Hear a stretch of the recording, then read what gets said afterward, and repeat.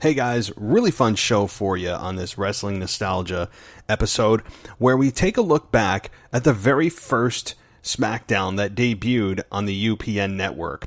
That occurred on August 26, 1999, headlined by The Rock versus Triple H for the WWF Championship, and Shawn Michaels as the special guest referee. We're going to go through the card, of course listen to some audio, and go through some other things. Let's get everything started right now. It's time for your weekly fix of wrestling nostalgia when we look at wrestling's past eras, from the Attitude Era to the Reality Era. I'd like to think that maybe this company will be better after Vince McMahon's dead, but the fact is, it's going to get taken over by his idiotic daughter and his doofus son-in-law and the rest of his stupid family. To today. Here on the WWE Podcast.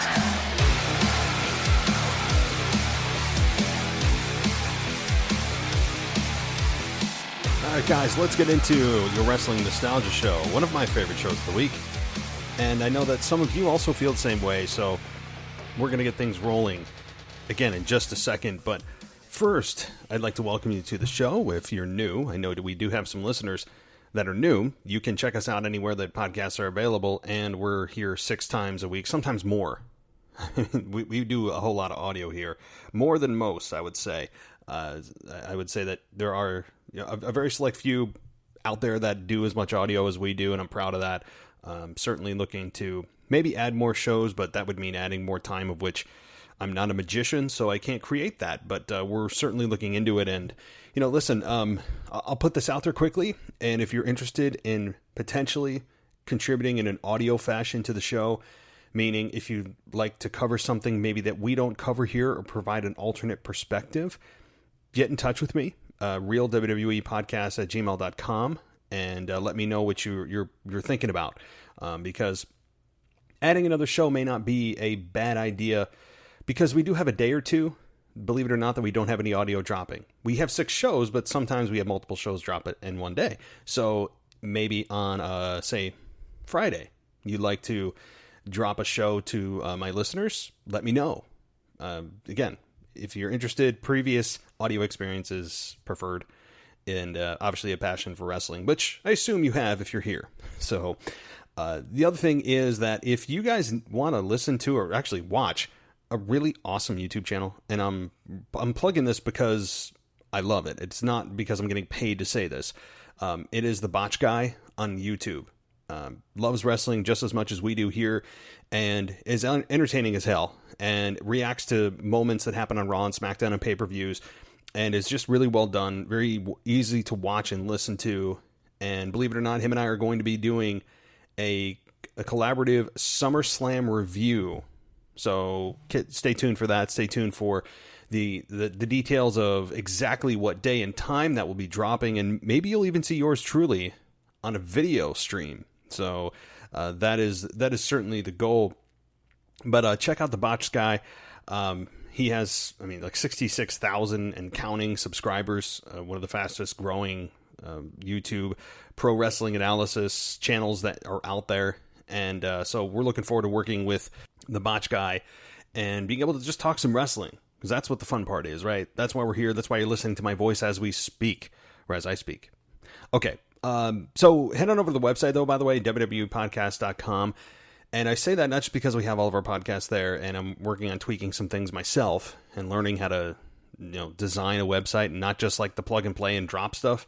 Not like, hey, drag and drop your image here. No. Like, actually, I don't want to get into coding and stuff, but it's heading that way. So I'm learning on doing it myself instead of trying to pay people lots of money to do it. But also the reason I'm inviting you to the website is because we have a new contributor there, and Cody Churchill, who has dropped an article on the website about women's wrestling, if it has truly and finally taken over the men's division in WWE. Very well written. It'll make you think. And check it out. It's on our featured page on the homepage. But also, if you click on opinions, it's there too. So check it out. It's really worth the read. Short, quick read, but certainly well written, and I think it'll get your gears going.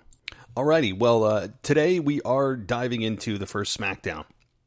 Now, you may be saying to yourself, if you've been watching wrestling as long as I have, you went through the Attitude Era, and you remember the first SmackDown, you may be saying, hey, whoa, wait a minute, Matt, wait.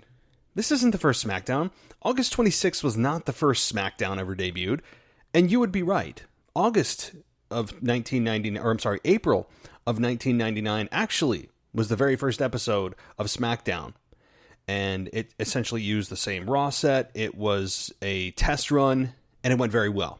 And it was debuted on UPN. And I guess you could say that the August 26th episode, because it went from April till August till he had another SmackDown episode, was the debut of the weekly SmackDown series. So April was kind of a one-off test run, and then we went to the every week starting August 26th, 1999.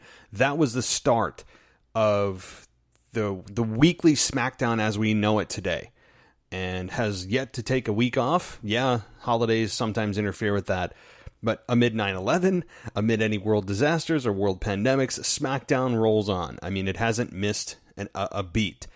And it's been 21 years now since SmackDown has debuted. And I'm considering this really the debut SmackDown. Okay, I understand it's April for those of you that are looking at the dates and Googling it and thinking I'm a fool. I understand it's April, but I'm considering the weekly debut of that show started on August 26th. And to be honest, I think the August 26th version of SmackDown had a lot more going for it anyway, with the main event being The Rock versus Triple H for the WWF Championship. And guess who was the special guest referee? Yeah, HBK, which was probably the biggest wild card of the entire match, and it certainly proved to be that. I remember, we'll get into it. But in honor of the first inaugural weekly series of SmackDown, I think you might remember this, or maybe it's a new theme to you, but take a listen.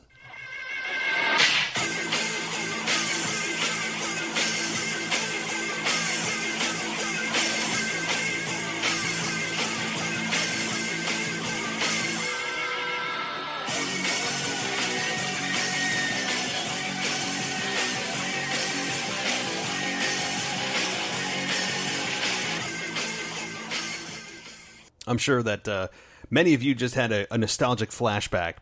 And when that guitar string hits, you remember The Rock the Rock's face, right? I mean, you can picture this intro. This intro is iconic for SmackDown.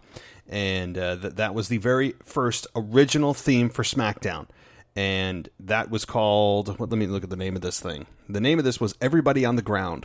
So that was quite an iconic theme. Maybe I'll do a show on just themes for shows as they've evolved over the years, and that certainly brings you back, doesn't it? That's what it's all about, right? That's what this is about, is nostalgia. Hence the Wrestling Nostalgia episode. So, and by the way, guys, I have a voicemail, another voicemail from another listener I'll be getting to in just a few minutes towards maybe in the middle of the show for a break type thing, and then obviously we'll finish out with SmackDown, the main event. Okay, but let's look at the rest of the card. Because beyond The Rock versus Triple H, what was and who was on this card? Well, let's look at the results. And, of course, I had to Google this. You think I remember? I mean, let's be real. In a dark match. Yes, a dark match. It was Kurt Angle defeating the California Kid in a dark match. How about that? And this is also, don't forget, Kurt Angle was to win his very first WWF Championship against The Rock in October of 2000. So Kurt Angle was still getting off of his feet at this point. Wasn't really 100% in front of the audience, so to speak, in front of the camera. So in a dark match, yeah, Kurt Angle defeating the California Kid. Amazing. Kurt Angle wasn't even featured on TV here. Just crazy. Okay, and another dark match. We got several here. I mean, there's like 5 of them here. Edge with Christian defeated Matt Hardy, who was with Jeff Hardy, right? And boy, that is certainly one that you look at and you go, how are they also in the dark? How are they in the dark match? Why aren't they featured on the show? Right? Well, you have to remember the time frame. August of 1999. This is prior to TLC. TLC wasn't a thing. TLC didn't exist yet. The first TLC match didn't take place until SummerSlam of 2000. So, yeah, we were still a year away from anyone even knowing what TLC meant. So you can forget all those high spots that Jeff and Matt Hardy and Christian and Edge and the Dudley Boys, when they came along, you can forget all those highlights. They didn't exist in our brains yet. So this is Edge with Christian defeating Matt Hardy with Jeff Hardy. Now, at this time, Edge had certainly removed himself from the Brood. So he was on a singles venture with now Christian, as they are a team, as Matt and Jeff Hardy are. But this is prior, again, to all the TLC stuff. And does anyone ever... I know this is a bit of a sidebar. If you don't know who the Brood are, I would recommend you just YouTube them. I don't ever know... As I look back, because I'm thinking of Edge, who was a part of the Brood, with Gangrel, that group, I feel like never really got off of the ground. From what I can recall, they did get involved with the Ministry. And I know that they merged with the Ministry of Darkness and that whole deal when it eventually became the Corporate Ministry. So it was basically half the roster against Stone Cold Steve Austin, which is what the whole purpose of the whole thing was. And it was really the world against Stone Cold Steve Austin. But the Brood itself actually originally consisted of Edge and Christian and Gangrel. So not just Edge, as I'm thinking back here, but also Christian. So they broke off and were no longer a part of the Brood. But if you don't know who the Brood are, again, Google it, YouTube it. They were like, I guess, modern day vampires, and Gangrel would be coming through the stage holding a chalice of blood, usually. And certainly like very, very kind of demonic, just, I guess, scary music. I mean, I was only 13 years old at the time that this group was doing their thing. And I don't know ever know what the purpose of them was, right? Like, what were they? What were they? Does anybody have an answer for me? Like, what was the purpose of the Brood? I mean, I know they were primarily positioned as heels, but I don't know what they were. I don't remember them getting a lot of mic time. It was just the visual of the blood in his cup, and it would be all over his teeth that had, Gangrel put in vampire teeth. I mean, I'm serious. He certainly looked the part, but it was bizarre. I don't know what to make of it, other than it just being sports entertainment-y. But anyway, I'm not ratting on the group. I just don't know what the purpose of them are. So anyway, circling back. Boy, see how quickly I get lost, but that's what nostalgia does, so I'm not really apologizing. It's just kind of the way it goes with nostalgia. So the next match was D'Lo Brown defeating Hardcore Holly with Crash Holly by DQ. And from what I gather, again, I don't remember this match itself, but the D'Lo Brown vest. Does anybody remember the vest that he wore, as he claimed that he had broken ribs and then he just continued to wear it at an obscene length and way beyond anybody that would have been injured that long with broken ribs? It was a chest protector, but he'd use it as a weapon. I actually, looking back, kind of liked it, but at the same time, my brain of 35 years old and looking at wrestling in a more critical way of things that just should make sense is why would the WWE officials allow him to wear that chest protector, knowing that, yeah, it protects him, but he could also use it as a weapon if he does his splash, and that's what he did, and clearly used it to win many matches. So it's cool. It's kind of definitely a heat grabber, but I don't know how it could be applicable to today in today's logic. But then again, today's logic sometimes doesn't exist. So just like this past week on Raw, when Sasha Banks clearly threw the belt to Asuka and tried to pull an Eddie Guerrero, that just did not happen. It just didn't happen. The referee turned around too quick, and she did the whole belt throwing and tried to get Asuka disqualified, but the referee clearly saw it, but he wasn't supposed to, and you could tell that was the case. We all know, here's the thing, and the whole Sasha Banks tribute to Eddie Guerrero, we all know Snoop Dogg's your cousin. We all know that you were inspired by Eddie Guerrero. We get it. I'm not saying that that's a bad thing. I think many fans looked at Eddie Guerrero as one of the top guys ever to do this, especially in his death and looking back on his career.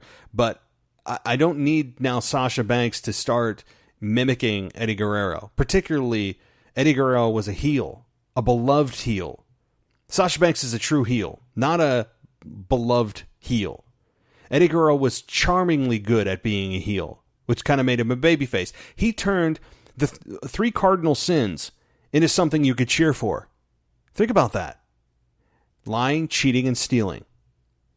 You don't need to be Christian to know that they're part of the 10 Commandments. And he took those things and was able to make it something so endearing and enjoyable to watch that even though he did those things, you still were rooting for him to cheat in a match. Who the hell else does that? Name today one person that is able to cheat in a match, purposely cheat, know they're going to cheat, and cheer for them to cheat so they can get the victory. It's really counterintuitive to most heel logic, which made what Eddie Guerrero did even more amazing. The ability for him to play with emotion was absolutely crazy.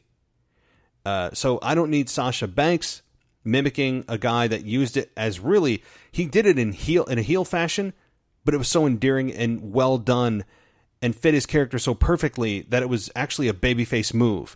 So I don't know why Sasha was doing this. We get it. You're tribute to Eddie. That's great, but it didn't make sense, and it was badly executed. Okay, see how quickly we go down the rabbit hole.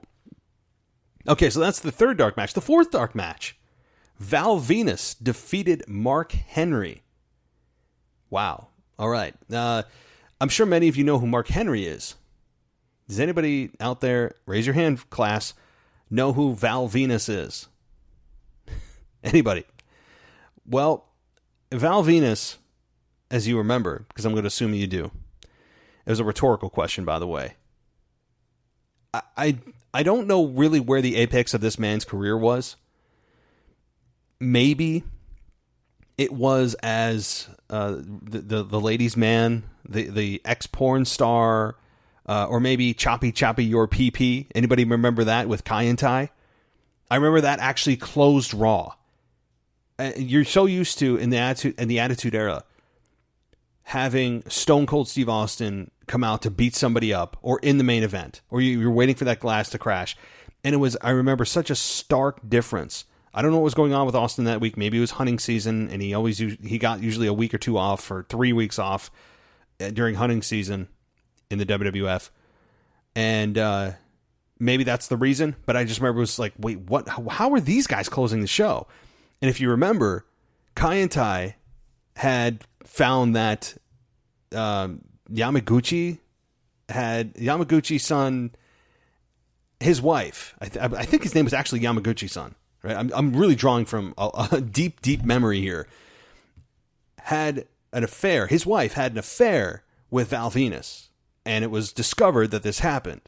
And they threatened Val Venus at the beginning of the show, saying that they're going to choppy his pee-pee, and they brought out a big salami as a demonstration and put it on like a piece of wood or a chopping block and took a samurai sword and sliced it in half and gave Val Venus a visual as to what they're going to do. And actually, at the end of the match, we had Val Venus flirting with... Val Venus was in the main event. I don't remember who he was facing.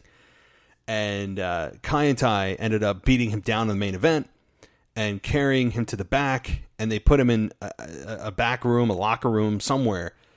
And Yamaguchi-san had a samurai sword and was going to do exactly what he said he was going to do at the beginning of the show. And as he lifts the sword, the lights go out, and you hear the sword hit, and people go, "Oh!" And you're thinking, oh my God, did he really slice off Val Venus's, you know what, right? I mean, I remember just like thinking that was the closing segment of Raw. It was, but it kept me watching. I mean, it was absolutely ridiculous, but that's what wrestling was in the 90s, late 90s particularly. So anybody else remember that? I'd love to know what you guys think about this, because I don't know why the hell that my brain drove into Kaientai Land with, who was it? Taka Michinoku. Maybe that's who he faced in the main event. I'll have to look that up sometime. So anyway, Val Venus, or maybe actually, here's where I was going. Val Venus's career apex was as Chief Morley with Eric Bischoff. Maybe that's the apex of his career. I know that actually Val Venus had a match with Stone Cold Steve Austin during the Attitude Era as he challenged Austin. I remember one Monday night, and Austin said, "I'll accept your stupid challenge." Really saying that I don't have to lower myself to beat you, but I'm going to anyway. And I don't know. Where do you think Val Venus's career apex was? Where is it? I might have been Chief Morley, you could argue. He got more camera time that way. But I know that actually Val Venus is really into cannabis. And I think he was on Jericho's podcast a number of years ago, talking about cannabis and being an advocate for it. So, I don't know, for whatever that's worth. But it was Val Venus defeating Mark Henry in a dark match. Okay, final dark match. Yeah, we're still in the dark matches. There were 5 dark matches. So Gangrel defeated Chaz with Mariana. Why do I not remember her? I don't know. Mariana or Mariana? Oh boy, I actually cannot tell you. I'm the host of this show, and I don't know who Mariana is. If I saw her, I probably would know. But I talked to you guys earlier about Gangrel, if you remember him, defeating Chaz. Really, it seems like kind of a forgettable match. So let's move on here to the main show. Mr. Ass defeated Jeff Jarrett with Miss Kitty and Deborah. So Jeff Jarrett's still around here. Mr. Ass, from Billy Gunn to Mr. Ass, is in a program here with Jeff Jarrett. And boy, oh boy, isn't it funny, 21 years later, if we had anyone called Miss Kitty, if any woman in the WWE was called Miss Kitty today, holy cow, it would be an uproar. There would be an uproar, an absolute uproar. So just crazy the way that things have evolved. But Mr. Ass was victorious on this night, defeating Jeff Jarrett. All right, let's take a little bit of a break and listen to the voicemail that the show got, and we'll respond to it right now. Hey, man, how's it going? Anthony here. I just had a real quick question to run by you. I was debating with my buddy the other day about what would have happened if The Rock never left, and what kind of impacts it would have had on the careers of other WWE superstars like John Cena, Randy Orton, and Batista, who came up right after the time where The Rock left in about 2004, 2005. What brand do you think he would have been on? I just want to get your thoughts on that, and I think that it's a really cool topic to have, because when The Rock bowed out full-time in 2002, 2003, he was still right on top of his game. Anyway, man, I hope to hear back from you on your show, and I'll talk to you soon. Oh, wow. I really had no idea that was Anthony. I didn't screen any of these before I played them. I just did it as is, and glad to hear from you, Anthony. So I didn't expect it, but hey, cool. So here's what I think about The Rock. That's a deep topic. All right, this could be a show in and of itself, but I'll give you the short version of it. And I'll say this. Had The Rock not gone to Hollywood, had The Rock decided to stay in WWE and flesh out the rest of his career, because yes, he was at the top of his game in 2002, 2003, 2004. He came back, he did some Mick Foley WrestleMania stuff at WrestleMania 20. He came back and occasionally showed himself on Raw to help Eugene or to make an appearance here and there. But he never really obviously came back and just slowly evolved into a Hollywood figure. That being said, the easiest question for me to answer out of the the pile of questions that you gave me was, I think The Rock would have been drafted to SmackDown. He feels like a SmackDown guy. He coined the phrase SmackDown, layeth the smacketh down, right? So I think he would have been a great face of SmackDown. At the same time, you would have liked to have Austin leading Raw, but Austin had left after his final match in March of 2003. So the question would have been, who was going to lead Raw, right? I mean, you could have John Cena. Undertaker always feels like a SmackDown guy. He just feels SmackDown for whatever reason. And so I think The Rock would have been on SmackDown, but Vince always treats Raw like it's his first child. I mentioned this on my show last night.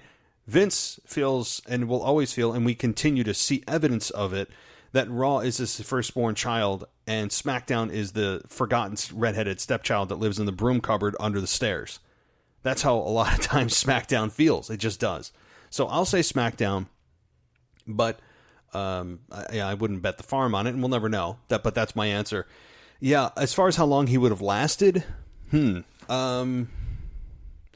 probably into, I'd say, the mid to possibly late 2000s, depending on his work schedule, or his just taxing on his body is what I should say.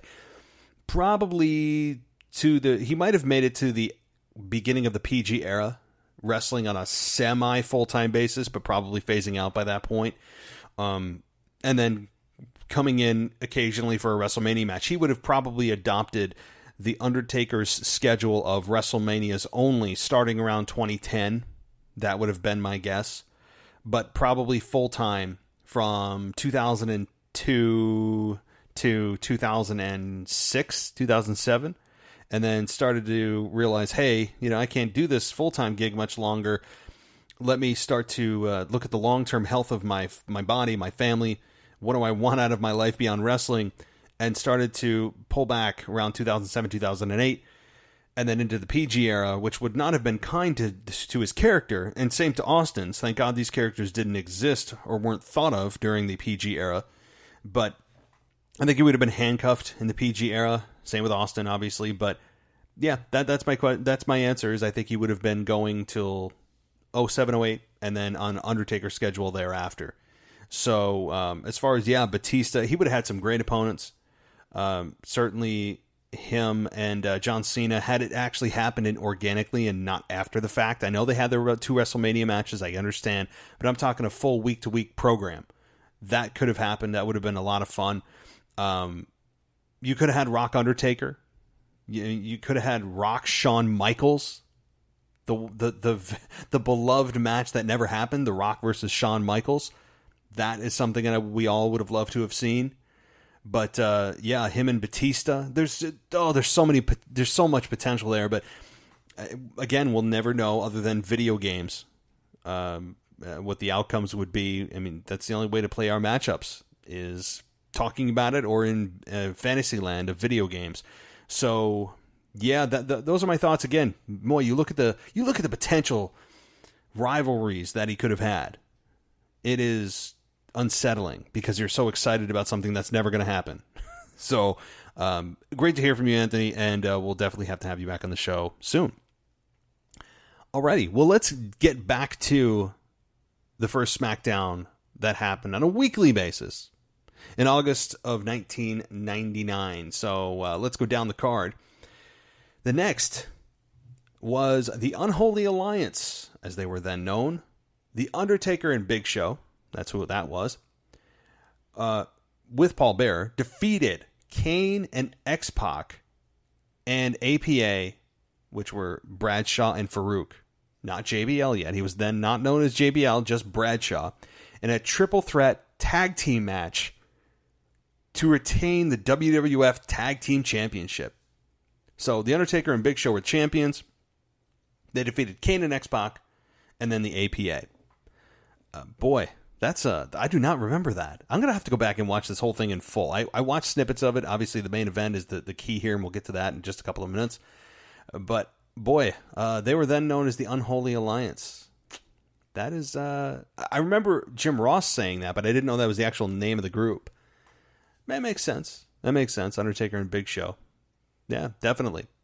And my God, Paul Bearer, what an unsung hero he was for the Undertaker and Kane's characters. Boy, oh boy. I mean, Paul Bearer was just, you couldn't ask for a better manager. Yeah, he didn't really take a bump that often, but I don't think he needed to, because he's so damn good at his facial expressions were better than any manager I've ever seen. That includes Bobby the Brain Heenan. That includes Paul Heyman. I'm talking facial expressions. I'm not talking ability of promo or ability to take a bump. We all know that Bobby the Brain Heenan took bumps probably better than any manager could. But, anyway, Kane and X-Pac were a team. I don't think for long, because I do recall Tombstone Tori. And that happened, I believe, in 2000. So Kane gets in a relationship with Tori. And X-Pac ends up being a girlfriend stealer, I think. And Kane gets angry at X-Pac and Tori, and ends up tombstoning Tori. Not Tori Wilson, but I think she was just Tori. I don't know if she had a last name. But the crowd popped like crazy. Just blew up. You ever want to see something that is one of the best Kane clips you've ever seen? And I'm talking like one that will give you goosebumps. And that is in Smack. If you Google this, I'm going to Google or YouTube it. Kane Returns 2000. That's exactly what you need to YouTube. If you YouTube Kane Returns 2000, it's the very first search result, and it will give you goosebumps. This is not where he tombstones Tori. You can search that out. That's on SmackDown. This is a Raw clip. But Kane, just search like Tombstone Tori, and you'll see it. The crowd loses their minds. But this one, to me, might have been Kane's biggest moment of his career in terms of pop and just the reaction from the crowd. And this is also a time, don't forget, Stone Cold's not around. He was out for surgery. So, okay, back to the card here. Big Boss Man defeated Al Snow to win the Hardcore Championship. Big Boss Man. Wow, all right. And Al Snow. Here's a funny story that you guys are going to get a kick out of. I did not understand Al Snow's entrance music. And I didn't get the pun about what does everybody want? What does everybody need? Right? I didn't understand. I thought he literally was talking about the mannequin head, which in his world he was. But there's also the secondary implication of what it is, right? So I felt like quite an idiot. And honestly, that kind of shows and speaks to my innocence at that age, which I guess is a good thing. I guess that's a good thing, but depending on your view. But I didn't get it. I did not get it at that time, even at 13 years old. Did anybody else understand it? I'm probably the only idiot out there. It took me some time to, after Al Snow had come and gone, into my 20s, I'm thinking, he just kind of popped in my head randomly, and I'm like, how did I not get that, right? How did I not get that? So, just something to laugh at or just shake your head at, like, how did you not get that, bro? I don't know. I just didn't. I just didn't, because he literally had a mannequin head. So that's what I thought he was referring to. I'm like, why does everybody need the mannequin head? That doesn't make sense to me. So, I feel like a fool. But Big Boss Man, the most iconic memories I have of Boss Man, as we're kind of going through character by character here, and having Big Boss Man win the Hardcore Championship, which is today's 24/7 title equivalent. Although I would argue the Hardcore Championship had more value, because I don't think it changed hands nearly as much as it does today with the 24/7 title. Big Boss Man, I remember two things. Being the handyman for Vince McMahon and trying to take out Stone Cold. And I also remember him hanging from the cell. Literally hanging with a noose as Undertaker defeated him at WrestleMania in Hell in a Cell. Undertaker literally hung the Boss Man, the Big Boss Man, from the cell. Think about that. Think about that today. Oh my God. Imagine if WWE hung somebody from anything, much less a cell with a noose. I can't even think about that. I mean, I'm not offended. Honestly, you have to really make an effort, concerted effort to offend me. That does not offend me. But imagine today's audience and sponsors and super sensitive people losing their minds over this. I mean, WWE would be shut down in a week. So, just if you don't believe me, and it might be off the WWE network, I'm sure they might have X-nayed that. That's something else you can probably YouTube. If you just YouTube Big Boss Man hanging. It's pretty graphic. Even at the time, I was like, why are they doing this? Why is Undertaker suddenly infatuated with hanging people? It was disturbing. Even at that age and in the time frame of the Attitude Era, as raunchy as it was, this was something more serious. Like, this is somebody you're actually trying to kill them. That's different. So, Road Dogg defeated Chris Jericho by disqualification. So, I don't particularly remember this program with Road Dogg and Chris Jericho. Chris Jericho had just debuted, and we all know when he did. Probably one of the more iconic debuts in WWE history. Interrupting The Rock and being the culprit behind the Y2K countdown. So he had just really been, he's brand new, fresh to the scene and facing Road Dogg. And he won by DQ. I'm going to guess that the DQ is because Jericho cheated to, or just used a blunt object or low blowed Road Dogg. I'd have to go back and look. But Road Dogg defeated Jericho by DQ. Then we get Shane McMahon defeating Mankind. How about that? Shane McMahon defeated Mankind. Shane's a guy that at this time was absolutely a powerhouse heel. And aligned himself with Vince McMahon, and he was the prodigal son.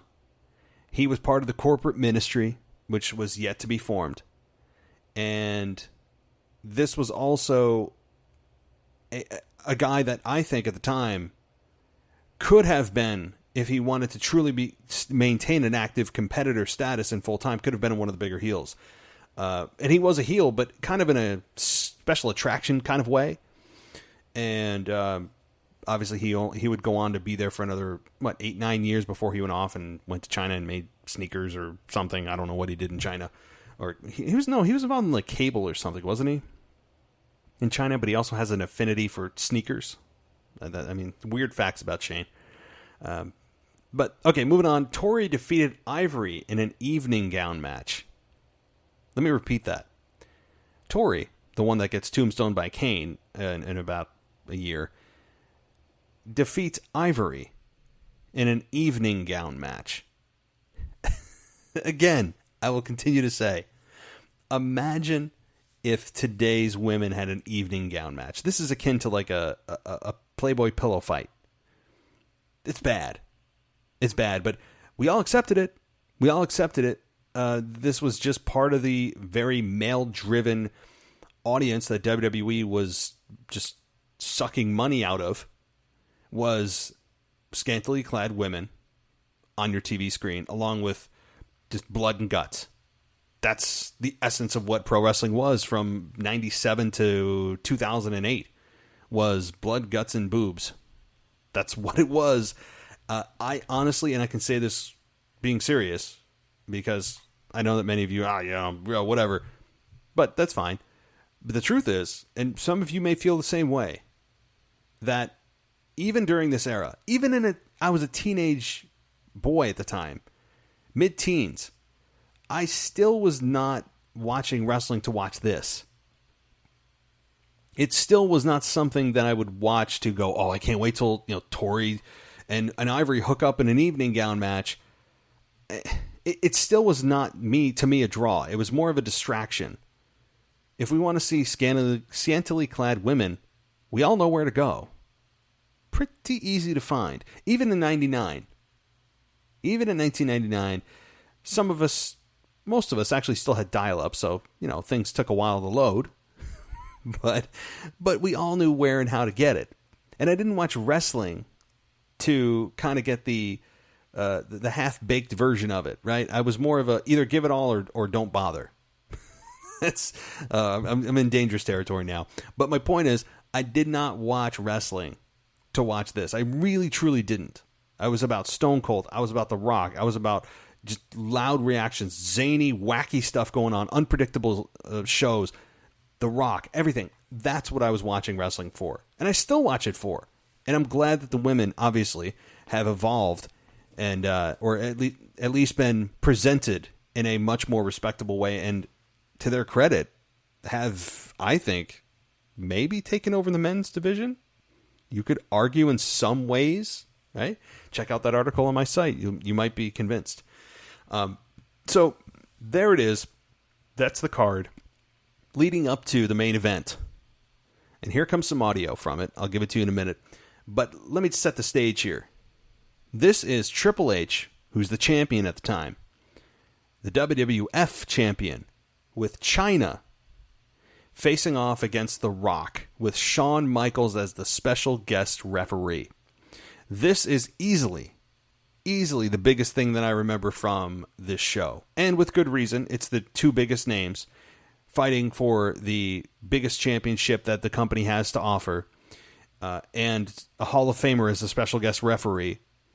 And it's the closing match of the show, which means usually what you see last, you remember the best. So you have all that working for it, which is probably why my long-term memory has solidified this as the only memory that I have, or the strongest memory that I have from the very first weekly edition.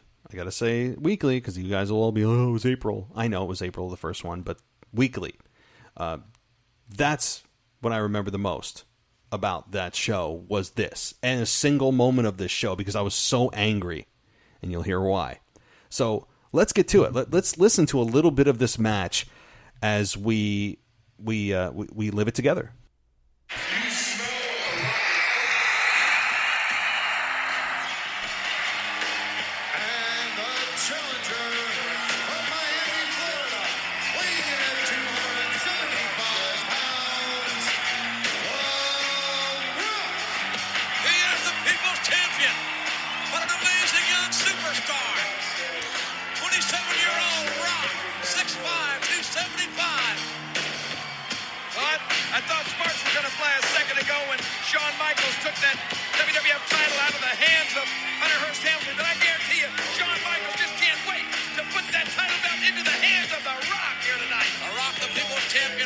WWF title.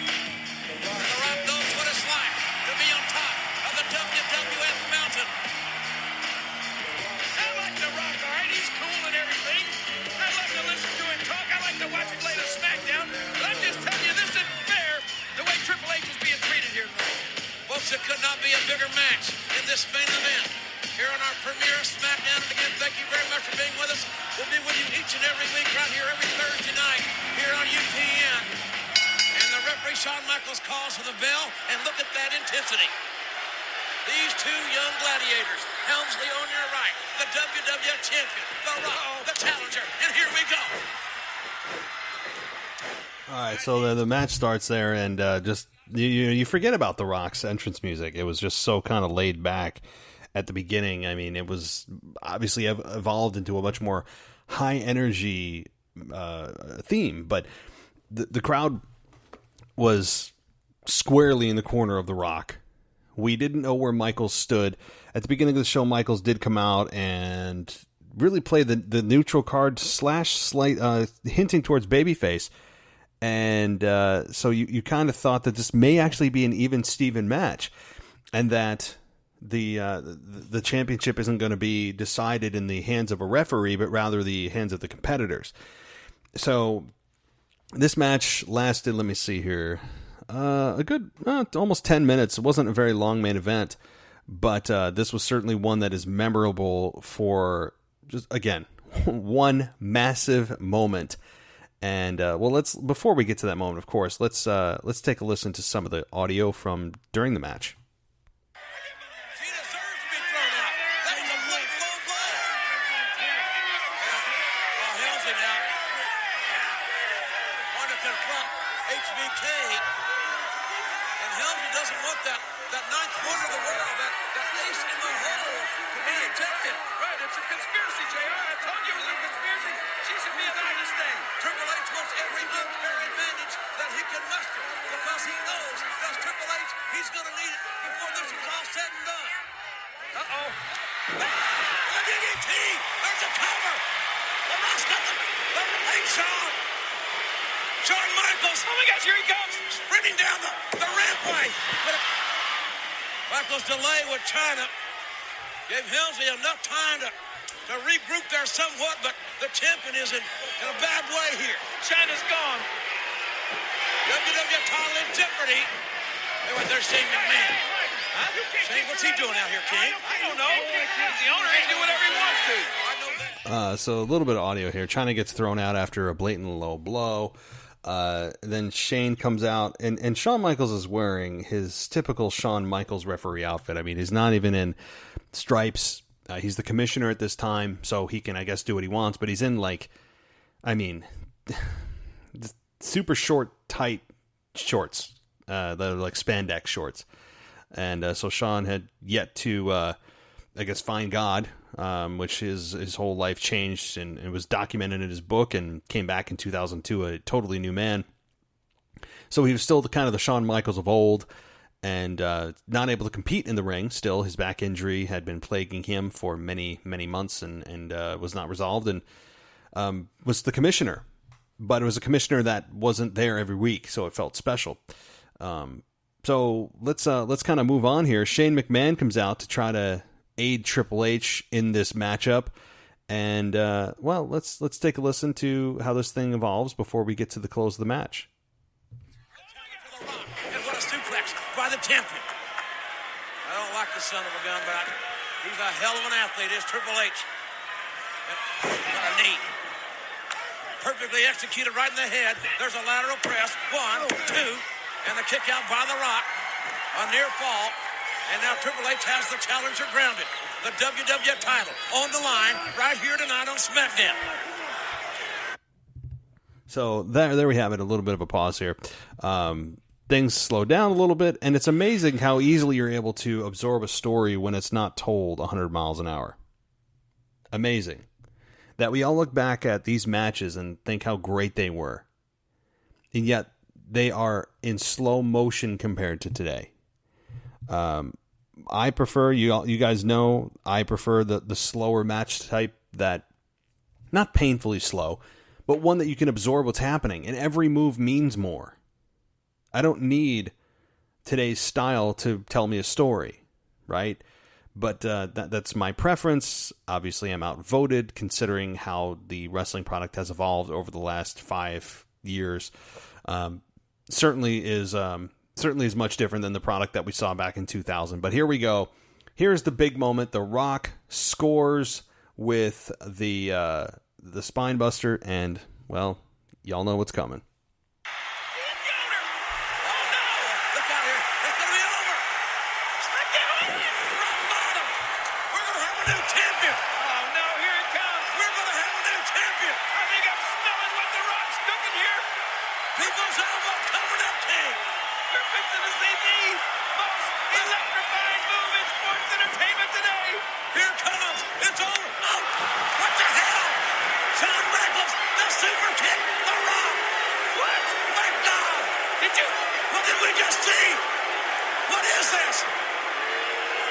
Shawn Michaels just super kicked The Rock when The Rock had the WWF title won. But shit! I think I saw it. Oh no! The Rock had the title won and there's the pedigree. And now, that's just, are you kidding me? I can't believe it. Still, World Wrestling Federation Champion. We've got a crooked commissioner. Look at this collusion. No, we've got Triple H, still the WWF champion. We've got an overbearing owner, a crooked commissioner, and a son of a WWF champion. I can't believe this. I can't either. Look, here comes China back. China was ejected. That was all a ruse. Rock had this title won. I I swear to you. No. Wait a minute, JR. Don't jump to conclusions you don't know that. Nobody gets up from the rock bottom and the people's elbow. Nobody, King, and you know it. Well, let's take a look again at exactly what happened. I thought we were fixing to see the people. What a shot. Did you hear that? One more look. All right, so there we go. I mean, they're doing replays at this point. You know, it's really just brings back so many memories of that time, and particularly how angry I was about Shawn Michaels. However, had I smartened up to wrestling at that point, I'd only been watching wrestling for a couple of years. I would have known that anytime an announcer says, and we're going to have a new champion, you immediately know what? Class? Yeah. The answer is you immediately know whatever they say is the opposite of what's going to happen. So that the second, and the problem is today's announcers are still guilty of this. Why? Why do they continue to do this? It's such a cardinal sin as an announcer. Don't tell me we're going to have a new champion, because now I immediately know we're not. Instantly. Without question. It's probably 100% fail rate for announcers when they say that. There's got to be a 99 to 100% chance of anytime an announcer says those words, it's not going to happen. So, but I was buying in at the time. I remember The Rock hitting it. I remember Shawn Michaels hitting the sweet chin music. And I was thinking, what? Right? I was angry, but it made me want to tune in next week. Anger creates an emotion of wanting to see justice. And what do you do next week? You tune in. You don't go, oh, I'm so angry at this product. I'm done watching because I didn't get to see my babyface win. No, because it makes the anticipation and the drive to see your babyface, your hero, get that victory and get revenge.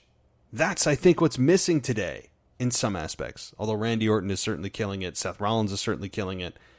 But that is an overlooked and I think, it's an emotion that WWE Creative avoids in fans. They don't want fans angry. When they need to realize anger is an emotion that they need to tap into. And you use it as a strength, because it is. So the only shame coming out of this is HBK never got a program with The Rock. Had this it's a shame, because this would have been a perfect time for it to happen, with Shawn Michaels super kicking The Rock and costing him the WWF Championship blatantly, and The Rock not able to retaliate. If I recall, Shawn just kind of went back into hiding after this, and The Rock wasn't able to do a damn thing about it. And Michaels never got what he had coming to him, which is a shame, because that program could have been just lights out. And the things never lined up. The Rock and HBK never quite lined up for a strong program to be presented to us, which is a shame. But anyway, guys, thank you so much for listening tonight. Wrestling Nostalgia is always one of my favorites, and I know that it's some of your favorites as well. And I'll be back on either Saturday or Sunday. I got to figure out with my co-host what day works for them. It's either going to be Saturday or Sunday to recap everything that happens this week in wrestling. I'm thinking Sunday. Sunday's been kind of working better for me, so probably Sunday I'll be back.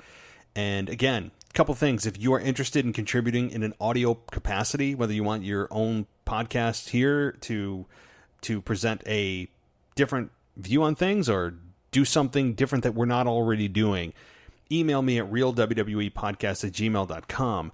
And you can also contribute in a writing capacity at realwwepodcast@gmail.com if you are interested in writing a column or an opinion piece or really even capturing news for the site. If you want to be a news contributor, that is how you can do it. I'm very interested in hearing from you guys, because we want to make this show bigger, better. We're trying to grow at a time that's kind of slow for wrestling. Ratings are down at an all-time low, right? And now you have sports coming back. Granted, there's no audience, but you have sports, or fans in attendance, rather. You have sports coming back, Major League sports, that are now going to take even more viewers away from wrestling. So it could be a very, very historic time for ratings in wrestling land. Not just in WWE, but across the board. Impact and AEW and others. So we'll have to see. But we're here. We're here through it all, as we eventually will get through this and be back to our normalcy. You know, people, it's the new normal. You know what? Screw the new normal. We will eventually get back to the life we knew before this whole thing happened, and I know we'll be back without stupid masks in an arena packed to the rim, the rafters with screaming fans and no masks, and they'll be close as they want. You don't have to be 6 feet apart. So everyone's, there's never going to be, you're not going to go back to normal.